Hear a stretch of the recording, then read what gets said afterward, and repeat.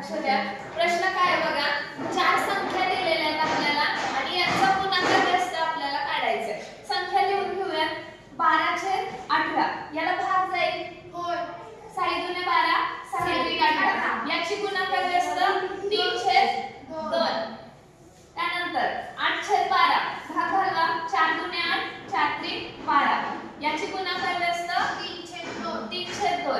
त्यानंतर आहे 10/15. 5 दुने 10, 5 त्रिक 15. गुणाकार व्यस्त 3/2. पुढची संख्या 16/24.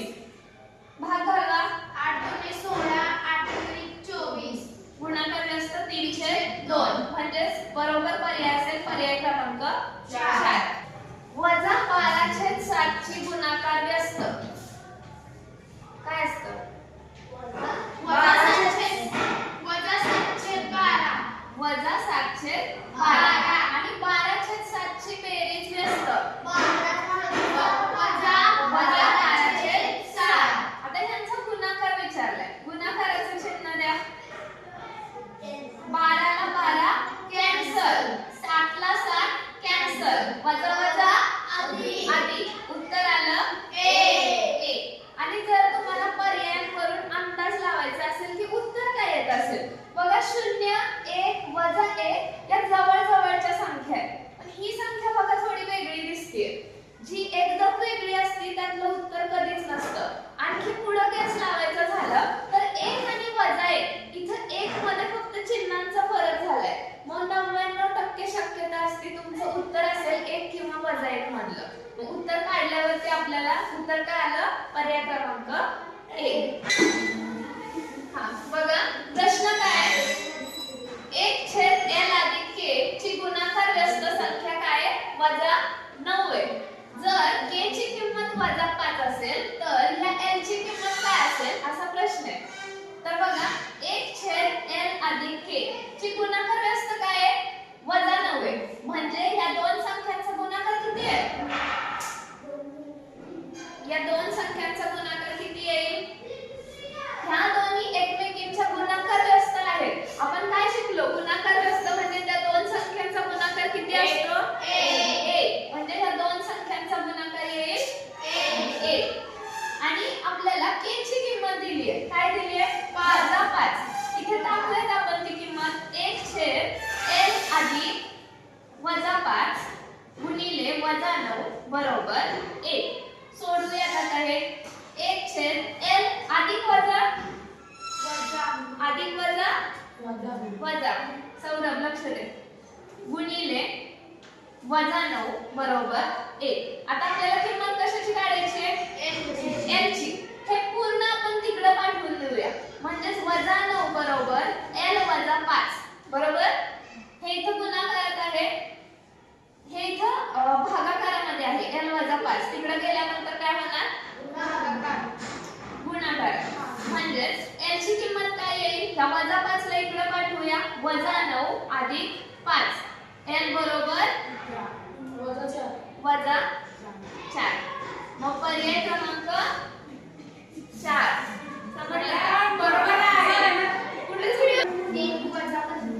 बघा 1/M अधिक N ची गुणाकार व्यस्त काय आहे? वजा 19 आहे. म्हणजे ह्या दोन्हीचा गुणाकार किती येईल रे? 1 येईल. पण n ची किंमत काय दिली आहे? n ची किंमत वजा 4 दिली आहे. मग आपण काय करतो? वजा 19 बरोबर m वजा 4 m बरोबर वजा 19 अधिक 4 m बरोबर वजा 15. म्हणजे पर्याय क्रमांक 3 बरोबर उत्तर आहे. तुम्ही काय ट्रिक वापरली?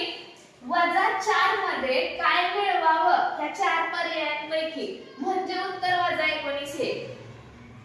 काय मिळवणार? जर हे वजा 15 तुम्ही मिळवले तर उत्तर येतंय वजा 19. अशी ट्रिक मुलांनी वापरली आहे.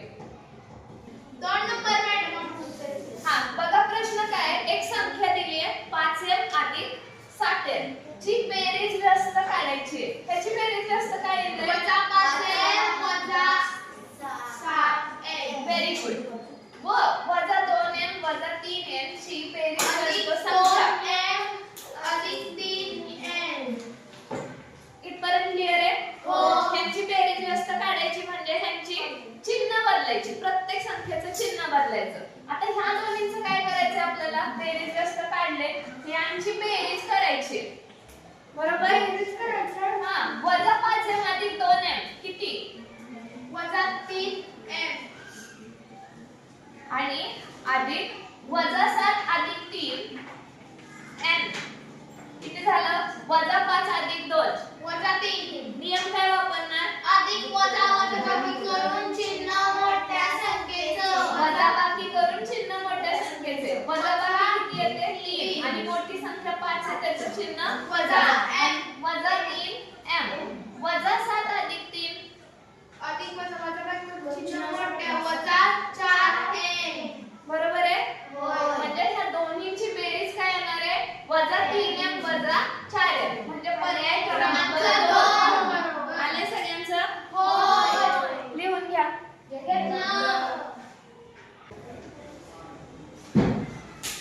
प्रश्न काय बघा? -7/9चा -5वा घात या संख्येची पुढीलपैकी कोणती गुणाकार व्यस्त संख्या नाही? आता पहिल्यांदा आपण बघायचं की या संख्येची गुणाकार व्यस्त संख्या कोणती आहे, ती संख्या लिहून घेऊया। -7/9चा -5वा घात। आता मी तुम्हाला सांगितलं होतं हेच कसं लिहू शकतो? जर इथं -5वा घात आला तर आपण त्याला या पद्धतीत लिहू शकतो, 1/-7/9चा 5वा घात, बरोबर आहे का? हा, तू वजा 5 लिहिले ना। नियम काय आहे बघा ह्याच्यासाठी? समजा 1/x असेल तर याला आपण असं लिहू शकतो, बरोबर आहे? x चा वजा पहिला घात। हे जर असं असेल तर आपण 1/x चा 5वा घात असं लिहू शकतो, बरोबर आहे? हाच नियम आपण वापरलाय। काय केलं? हे -5 खाली गेल्यानंतर छेदात काय होतं? +5 होतं। आता ह्याचा जर गुणाकार व्यस्त काढायचा झाला तर याला कुठल्या संख्येने गुणलं म्हणजे उत्तर एक येईल, तो त्याचा गुणाकार व्यस्त असेल। याला कोणत्या संख्येने गुणणार तुम्ही?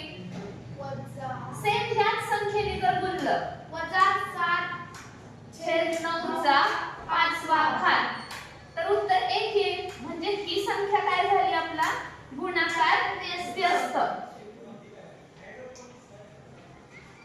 पर्याय चेक करूया बघा। पहिला पर्याय काय सांगतोय? -7/9चा -5वा घात, पण आपलं उत्तर काय आलंय?